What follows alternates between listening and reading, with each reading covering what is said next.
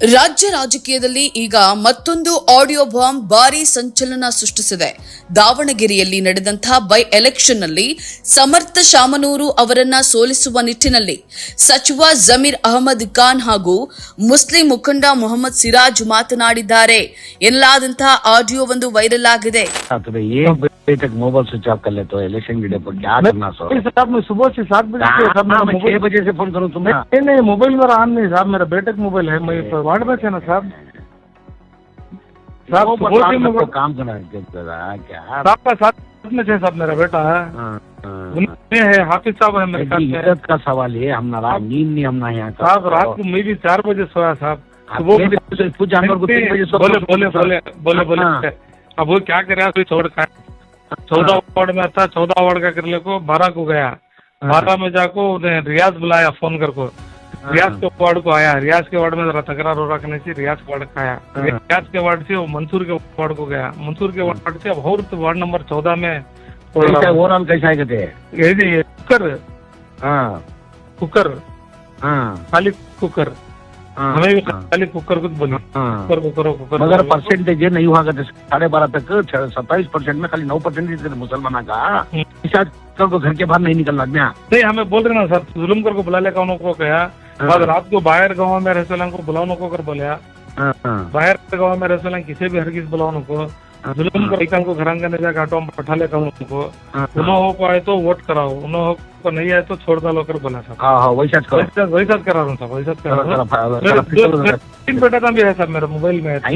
तुम्हें है ना बेटर है फर्क है भी। नहीं 3 बेटा था मेरे साथ में। तुम्हें खाना भी नहीं खाना आज? नहीं साहब मैं उसमें फिर रहा हूँ सब, सुबह के 7 बजे फिर रहा हूँ।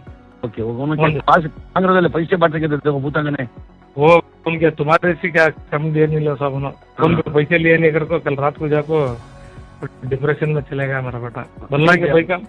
अब लगा रहे साहब वो कल उसको वैसे करे सो अब उन्हें सीना में मैंने बीजेपी का कैंसिल वार्ड नंबर 14 में पाव पड़ा ಏನ್ ಕಾಲ್ ಮುಗಿತೀಯಾ ಎಲ್ಲೆಲ್ಲೈತಿ ಅಲ್ಲ ನಿಮ್ ಜನಕ್ಕೆ ಹೇಳಿ ಟೈಟ್ ಮಾಡಿಸ್ ಹೋಗೋಕ, ಎಲ್ಲೆಲ್ಲೈತಿ ಎಲ್ಲ ನಿಮ್ ಜನಕ್ಕೆ ನಿಂದಿರಿಸಿ ಟೈಟ್ ಮಾಡಿಸು ಕಾಂಗ್ರೆಸ್ನವರಿಗೆ ಯಾಕೆ ಮಾಡ್ತೀನಿ दादा बोल को गया है वार्ड नंबर 14 में 20 मिल को गया जस्ट कर ले लो समय तुम अपडेट करता हूँ मेरा नंबर।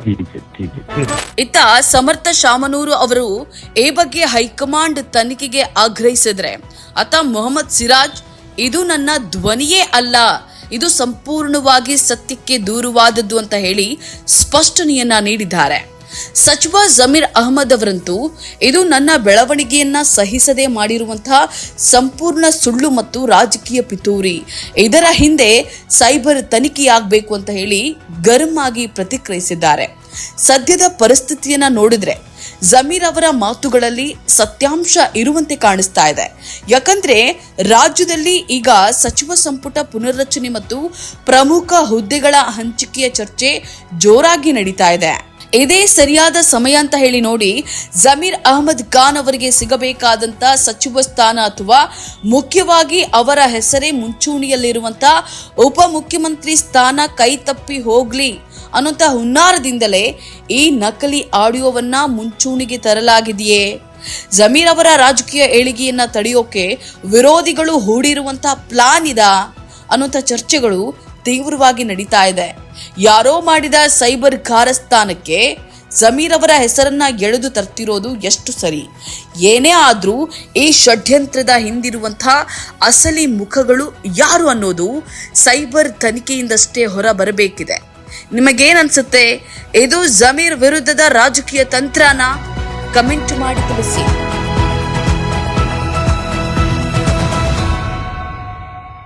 ಇಂತಹ ಇನ್ನಷ್ಟು ವಿಡಿಯೋಗಳನ್ನ ನೋಡಲು ನಮ್ಮ ಚಾನೆಲ್ ಅನ್ನ ಸಬ್ಸ್ಕ್ರೈಬ್ ಮಾಡಿ, ಬೆಲ್ ಐಕಾನ್ ಕ್ಲಿಕ್ ಮಾಡಿ.